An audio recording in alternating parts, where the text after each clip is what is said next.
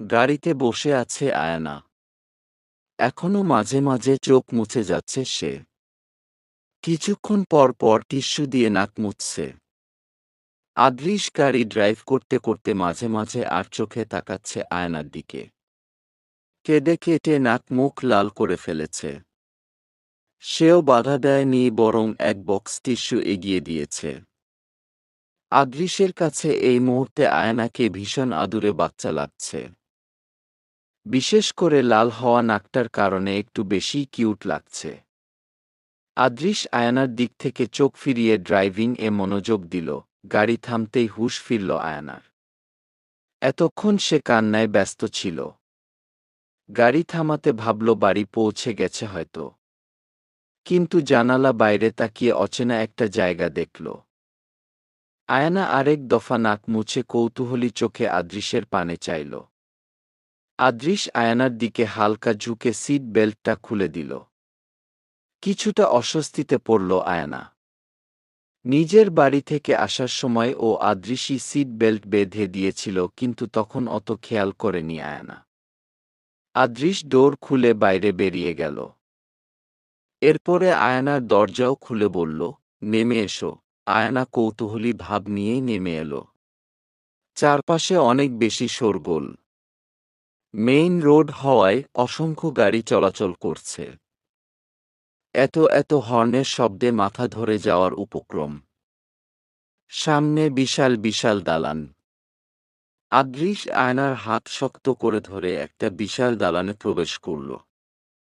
অতঃপর লিফটে উঠে পঞ্চম তলায় চলে আসল। এই ফ্লোরে আসার পর আয়না বুঝতে পারল তাকে হয়তো কোচিংয়ে ভর্তি করতে নিয়ে এসেছে আদৃশ। একজনের কেবিনের সামনে এসে দরজা নক করল আদৃশ। ভেতর থেকে প্রবেশের অনুমতি পেয়ে আয়নার হাত ধরে ভেতরে প্রবেশ করল সে। আয়না ভেতরে ঢুকে দেখল সামনে চেয়ারে একজন বয়স্ক ভদ্রলোক বসে আছেন। আদৃশ তাকে সালাম দিল।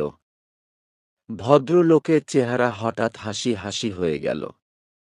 তিনি আনন্দিত কণ্ঠে সালামের জবাব দিয়ে বললেন, আরে আদৃশ না, বসো বসো, দাঁড়িয়ে আছো কেন?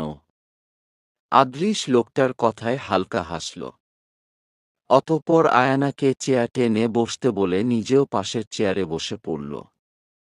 লোকটার দিকে তাকিয়ে বলল, জি স্যার, আমি আদৃশ। আপনি আমাকে এখনো মনে রেখেছেন দেখে খুব খুশি লাগছে স্যার।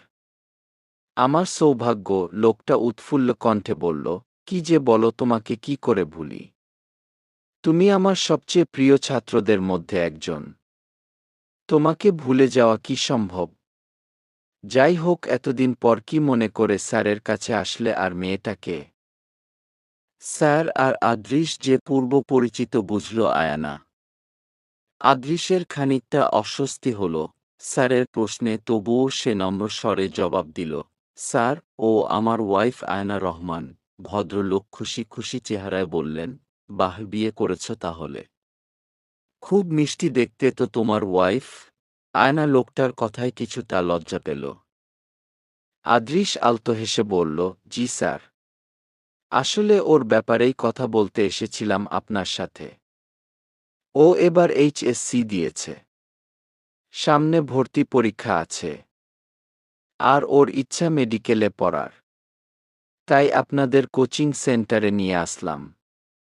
এটাই আমার কাছে বেস্ট মনে হয়। আসলে ও একটা সমস্যার কারণে সময়মতো কোচিং এ ভর্তি হতে পারেনি।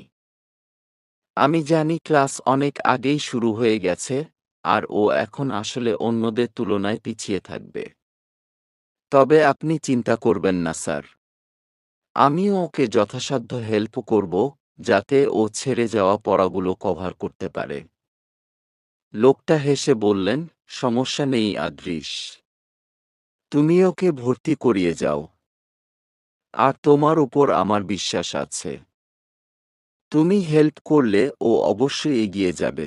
লোকটা এবার আয়ানার দিকে তাকিয়ে বললেন, তো মামুনি, তোমাকে কিন্তু ভালো করে পড়াশোনা করতে হবে। তোমার হাসব্যান্ড কিন্তু ওর ব্যাচের বেস্ট স্টুডেন্ট ছিল। হাইয়েস্ট মার্ক পেয়ে মেডিকেলে চান্স হয়েছিল ওর। তোমাকেও কিন্তু ওর মতো ভালো ফলাফল করতে হবে। আর কিছু না বুঝলে অবশ্যই টিচারকে জিজ্ঞাসা করবে। এক্সট্রা ক্লাস লাগলে সেটাও বলবে কেমন? আয়না সৌজন্যের হাসি হেসে মাথা নাড়াল। আদৃশ ভদ্রলোকের কাছ থেকে বিদায় নিয়ে বাইরে বেরিয়ে এলো। ভর্তি কার্যক্রম সম্পূর্ণ করে লাইব্রেরিতে গিয়ে প্রয়োজনীয় সব বই কিনে ফেলল। এতটা সময় আয়না একজন নীরব দর্শকের ভূমিকা পালন করেছে। সে শুধু দেখে গিয়েছে আদৃশ কতটা দায়িত্ববোধের সাথে সব কাজ করছে। আয়না ফিল করল সে অনেক লাকি এমন একজন দায়িত্ববান মানুষকে নিজের জীবনে পেয়ে। বাড়ি পৌঁছাতেই আদৃশ তার মা, চাচিকে সালাম দিয়ে সব বই নিয়ে সোজা নিজের রুমে চলে গেল। অনু বেগম আয়নাকে দেখে এগিয়ে এলেন। পরম মমতায় জড়িয়ে ধরে মাথায় হাত বুলিয়ে বললেন, কেমন আছে আমার মাটা? অনুর মা ডাকে একরাশ ভালো লাগা ছেয়ে গেল আয়নার মনে। অনু নামক মহিলার প্রতি অনেক অনেক সম্মান জন্মাল। আয়না বোঝে না এই ব্যক্তি এতটা মমতাময়ী কেন। কি সুন্দর করে তাকে জিজ্ঞাসা করল যেন নিজের মা। একদিনে কি কাউকে এতটা আপন করে নেয়া সম্ভব? কিন্তু এই ব্যক্তির ভালোবাসায় যে কোনো ছলনা নেই তার স্পষ্ট। আয়না ঠিক করে নিল এই মানুষটাকে সে নিজের দ্বিতীয় মায়ের স্থান দিবে। নিজের মায়ের মতোই ভালোবাসবে। কখনো অসম্মান করবে না। আয়না অনুকে জড়িয়ে ধরে বলল, ভালো আছি আম্মু। তুমি কেমন আছো? অনু আয়নাকে ছেড়ে হাসি মুখে বললেন, ভালো ছিলাম, এখন আমার আম্মুটাকে দেখে আরও ভালো আছি। অনুর বলার ধরনে হেসে ফেলল আয়না। অনু আয়নাকে জিজ্ঞাসা করল, আদৃশের হাতে অনেকগুলো বই দেখলাম। কিসের বই ওগুলো? এডমিশন টেস্টের নাকি? আয়না মাথা নাড়াল। অনু বেগম আয়নার মাথায় হাত বুলিয়ে বললেন, ভালো মতো পড়বে আম্মা। কোনো কিছু নিয়ে চিন্তা করবে না। শুধু পড়ায় মনোযোগ দিবে। বেশি সময় হাতে নেই। যে কোনো কিছুর দরকার হলে আমাকে বলবে। আমাকে নিজের মা মনে করে সবকিছু শেয়ার করবে, ঠিক আছে? আয়না হেসে হ্যাঁ বোধক মাথা নাড়াল। অনু বেগম বললেন, যাও এবার ফ্রেশ হয়ে রেস্ট নাও। অনেক পথ অতিক্রম করে এসেছ। আমি নাস্তা পাঠিয়ে দিচ্ছি, তোমাদের রুমে খেয়ে নিও। আয়না আচ্ছা বলে উপরে চলে আসল। রুমে ঢুকে দেখল আদৃশ ফ্রেশ না হয়েই আয়নার বই খাতা টেবিলে গুছিয়ে রাখছে। লজ্জা লাগল আয়নার। এসব তো তার করার কথা। অথচ লোকটা টায়ার্ড হওয়ার পরও সব একাই করছে। টেবিলে আগে আদৃশের বই ছিল। সেগুলো সরিয়ে জায়গা করে আয়নার বই রাখছে সে। আয়না আদৃশের সামনে গিয়ে বলল, আমি ঠিক করে নিতে পারতাম। আদৃশ আয়নার দিকে শান্ত চোখে তাকিয়ে বলল, আমার বই কোথায় রাখবে? তোমার বই কোথায় রাখবে? এসব নিয়ে সমস্যায় পড়তে পারতে। তাই আমি ঠিক করে দিলাম। এরপর থেকে সব সাজিয়ে গুছিয়ে রাখবে। জিনিস অগোছালো রাখা আমার পছন্দ না। আয়না মাথা নাড়াল। আদৃশ সব ঠিক করে আয়নার সামনে এসে দাঁড়াল।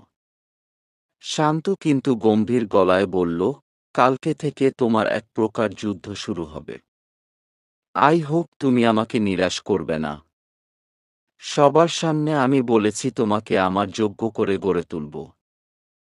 এখন এটা আমার দায়িত্ব, আর তোমাকেও সর্বাত্মক চেষ্টা করতে হবে। যেন কেউ তোমার যোগ্যতা নিয়ে প্রশ্ন তোলার সুযোগ না পায়।